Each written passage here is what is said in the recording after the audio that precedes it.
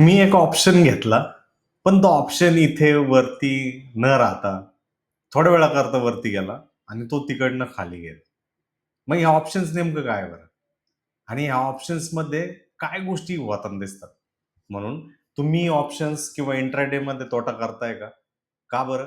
कारण तुम्हाला त्या ऑप्शन्सच्या बरोबर काय रिस्क असोसिएटेड आहे तेच माहीत नाही आणि ते माहिती असणं हे गरजेचं आहे.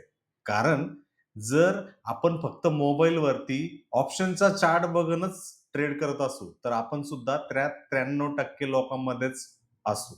म्हणून या ऑप्शन्स ट्रेडिंगमध्ये जसा कमी वेळेत फायदा आहे ना, तसाच अतिशय कमी वेळेत तिथं तोटा सुद्धा आहे आणि तो तोटा म्हणजे काय? तुमची पूर्ण कॅपिटल डाउन. म्हणून ऑप्शन्स घेताय पण प्रॉफिट होत नाहीये आणि त्यातली त्यात इंट्राडे करताय, मग तर लॉस नक्कीच आहे. कारण ह्या तोट्याची 5 महत्वाची कारणं आपल्याला माहिती पाहिजेत. कारण यामध्ये टाईम डिके सुद्धा होत असतो. तुम्हाला माहीतच असेल ऑप्शन्सला एक लिमिटेड व्हॅलिडिटी असते. म्हणजे त्याची एक्सपायरी जी आहे ती ठरलेली असते आणि जसा त्याचा एक्सपायरीचा दिवस जो आहे तो जवळ येतो, त्यानुसार त्याची किंमत जी आहे ती आपल्याला कमी-कमी होताना दिसते, जर तो out of the money option असेल तर. दुसरं ऑप्शन्समध्ये लॉस होण्याचं कारण म्हणजे ओव्हर लिव्हरेज. म्हणजे काय?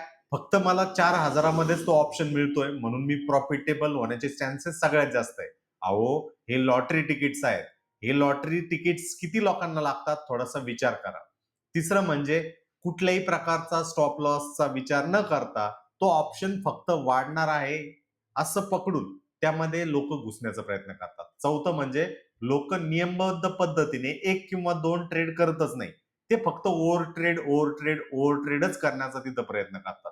म्हणून जो ट्रेडर पूर्व तयारी करून म्हणजे त्याच्या एंट्रीज कुठं आहेत, त्याच्या एक्झिट कुठं आहेत याचा विचार करतो. तोच ट्रेडर जो आहे ह्या मार्केटमध्ये यशस्वी होताना आपल्याला दिसू शकतो.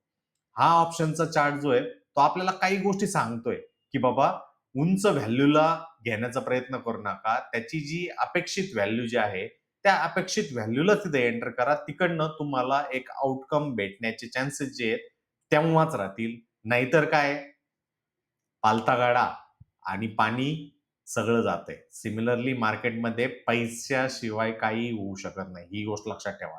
आणि त्याकरता मार्केटचं बेसिक जे आहे ना, ते सुद्धा आपल्याला येणं गरजेचं आहे. तर नक्की तुम्हाला वाटतंय काय? व्हिडिओच्या कमेंट बॉक्समध्ये कमेंट करा. धन्यवाद.